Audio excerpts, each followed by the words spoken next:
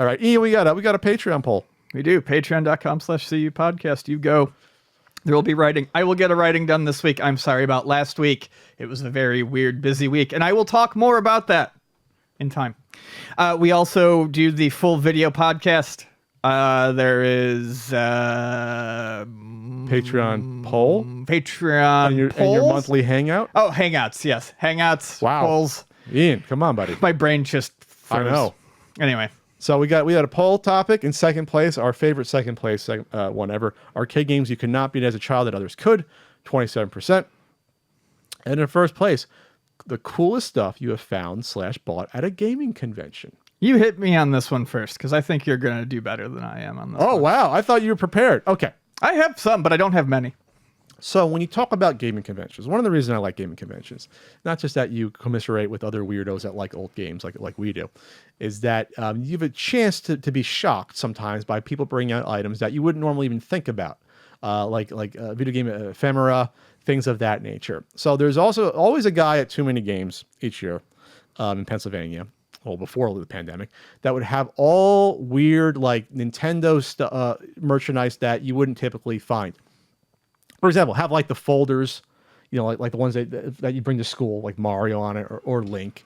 Would have like the Rad Racer giveaway plastic glasses that were given away in a Fun Club magazine. This guy would have them in the little cellophane packets that you mail away for. He had like the little mock-up Mike Tyson dolls that were mocked up at CES 1987 for Mike Tyson's Punch-Out. Like they just took dolls and made them look like Mike Tyson, basically. Right. Not official merchandise. They're cool. Things like that you find. And every once in a while, I'll get drawn in. You'd find stuff like Nintendo cereal stuff sitting down there, like the giveaway, the little mini Bagatelle they put in as a giveaway for Nintendo Power. Sure. I think I saw, you see did I see the hologram shirt in person? Ever. If so, I would have bought it because that's the one thing I want. Anyone out there wants to sell me the Nintendo cereal hologram shirt, that's like the one weird thing I want still. And stuff like that. But you also find a lot of import stuff you wouldn't normally see. And our buddy Carlson always shows up with lots of stuff. Yep. Ian usually picks up something. I'll try to pick up a thing or two. Just goofy stuff. I think like one year I bought, since I love Hudson Soft, one year I bought the Super Famicom Bomberman multi-tap, which is the shape of the Bomberman head. Yeah. It might be behind me somewhere. I thought that was the Saturn multi-tap. Did I buy the Saturn one? I think it was Super Famicom one I bought. Okay. But either way, I would never dream to buy that or to look up something like that on eBay to get it. No, it's something that you definitely buy in the moment because you think it's very cool. Now I'm looking for it behind me. It could be behind me over here somewhere. Yeah, it's actually right here.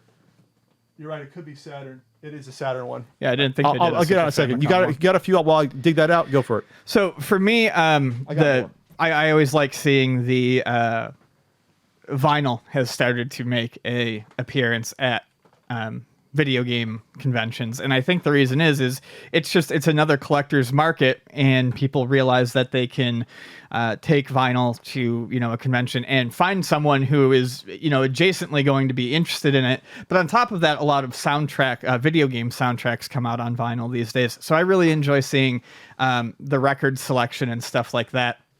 I can't believe you didn't know what tap you bought. Don't get on me for that. Here it is. Here's a Super Bomberman Saturn multi-tap. Isn't that cute? It's adorable. Sorry. It's adorable. So a lot of times you see the video game vinyl, the stuff that's done by like Data Discs and other companies, and it can go for quite a bit. But what's interesting is seeing like just music vinyl in there and stuff that is kind of like tangentially related. So the one time I was at I think it was when I was at Long Island, someone had the 3 LP box set for Kankyo Ongaku, which is a Japanese ambient compilation. So stuff that you really don't expect to see. I also like to see all of the modded hardware. Oh, yeah. The modded hardware that is at these conventions. That's always a lot of fun to see. Like the backlit Game Boys and stuff like that. The top loaders that have AV hacked into them. And one of the nicest things I ever got at a convention was someone actually gave me a backlit GBA, an original GBA backlit, and that's been my go-to Game Boy since I got it like 2 years ago. It probably won't be replaced until I get my Analog Pocket. Speaking of that, Pete, helps do like some of the electrician stuff at Retropalooza. He modded a GameCube. I think it had HDMI out on the GameCube, but it also had a little loader for SD on it, I believe. So all the games were on there, and you also can play the GBA games, I believe, without the disc. So it worked out both that, and so he modded that. I guess you can buy the stuff and do the mod on that. I didn't ask how much it was. I was semi interested. I was like, that's interesting. Yeah. The GameCube that you could have ISOs on there, and I didn't know that was a product around there. I picked up this from Carlson as well. I missed Carlson. I got the PC Engine LT Handheld, which has the built-in screen. These go for, I think I paid $400 for this. They probably go for a lot more than that now. And they did have their PC Express looking one as well. Excuse me, Turbo Express looking one. But this one, obviously, it used to be hard to find.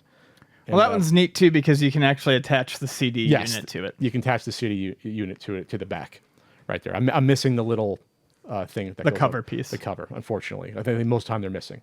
It's really cute. And stuff like this, again, I would never seek this stuff out, but it's right in front of your face. Oh, I haven't seen that before, this import stuff. I'm going to get that.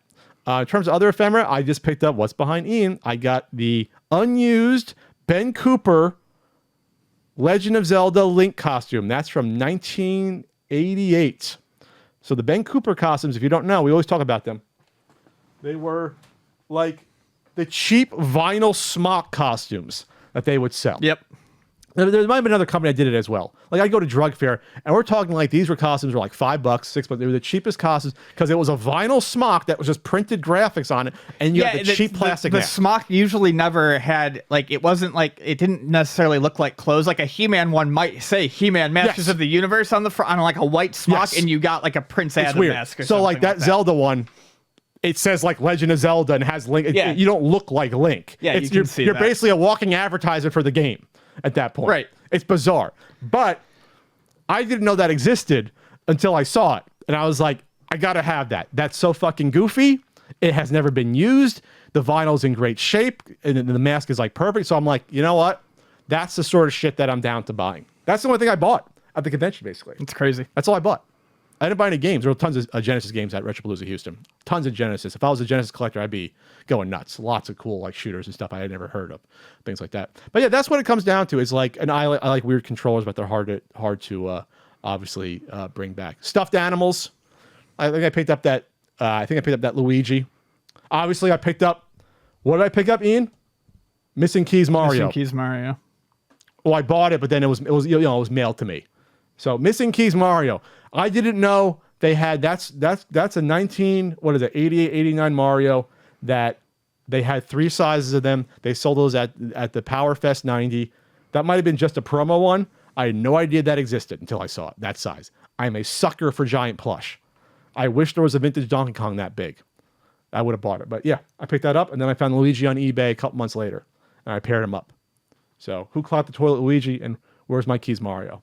So yeah, it's just fun finding that sort of stuff. It's like not like a flea market atmosphere, but you don't know what you're going to find at a convention. I honestly have fun walking around, before it all opens and like seeing what people have. Sometimes you find like computer game stuff you don't think about. You pick it up. We talked about Charles used to always sell the handhelds. He'd always have a weird handhelds at PRGE before he got out of that. It's good stuff. Any other ones you think of? Any import stuff that you picked up before?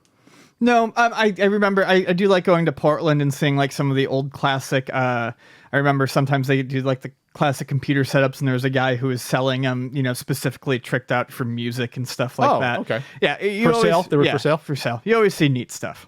Okay. Well, there you go. There you have it. And hopefully we'll be back at conventions and seeing all your bright, hopefully vaccinated faces in the future. And, we can buy some stuff we don't need to have laying around collecting dust, like a Ben Cooper Legend of Zelda outfit. That'd be funny if I tried to wore that, but I'd probably split it in 2.